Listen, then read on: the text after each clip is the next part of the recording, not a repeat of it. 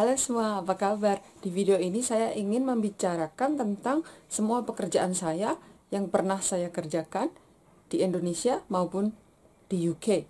Jadi waktu lulus sekolah itu umur 17 tahun dan saya lamar pekerjaan dari Depnaker di Semarang. Terus saya dapat pekerjaan di pabrik elektronik di Batam. Dan dari sana saya tinggal di Batam.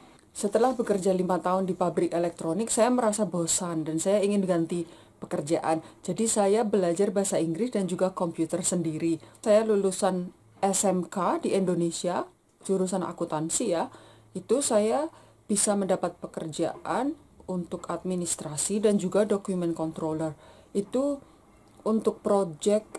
Dan setelah dari Batam saya merasa jenuh juga kan, kalau namanya bekerja ya pasti ada kejenuhan. Jadi dari Batam saya pindah ke Bintan, dari Bintan saya pindah ke Sumatera.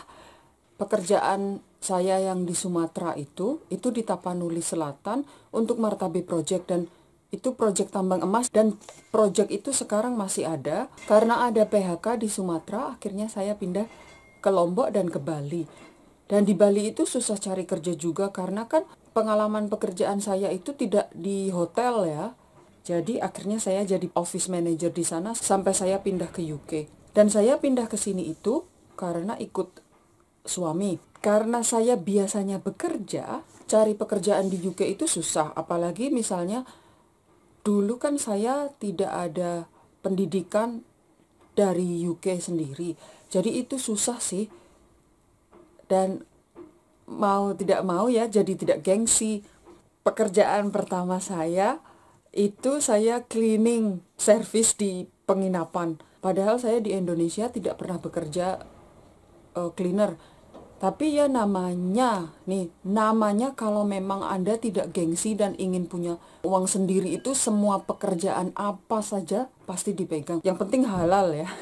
Selain cleaning service di penginapan, saya pernah juga ngurus orang jompo. Saya harus ke rumah mereka masing-masing karena mereka masih tinggal sendiri di rumah jomponya atau dengan suami yang juga tua ya. Jadi saya urus mereka, misalnya buatkan makanan atau mandikan gitu. Itu capek juga ya, apalagi namanya pekerjaan seperti itu kan harus memang ada panggilan ya, atau ada jiwa perawat.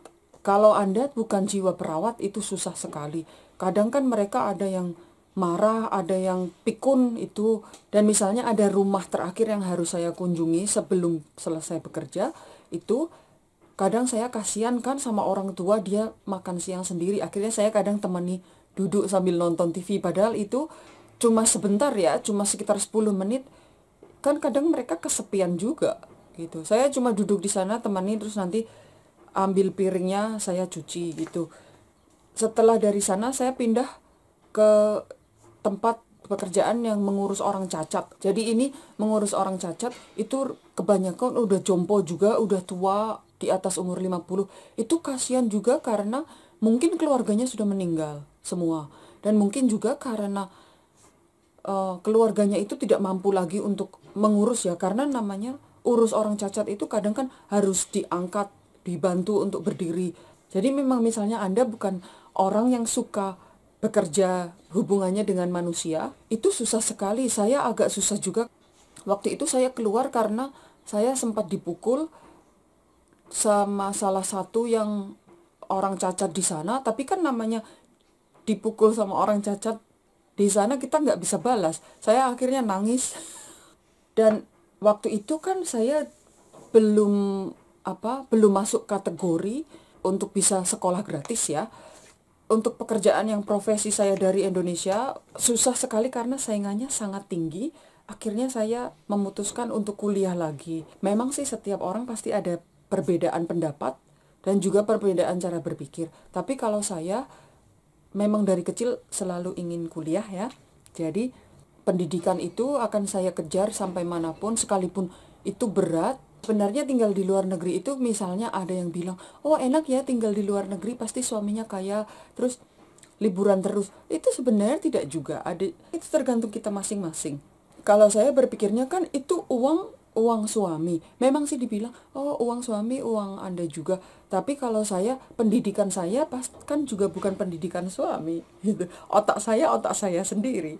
Jadi saya tidak semua ya yang menikah dengan bule itu tidak berpendidikan. Tidak semua kan yang nikah sama bule itu malas atau cuma cantik saja. Biasanya stereotip. Sampai situ saja. Nanti kapan-kapan kita lanjut lagi. Bye.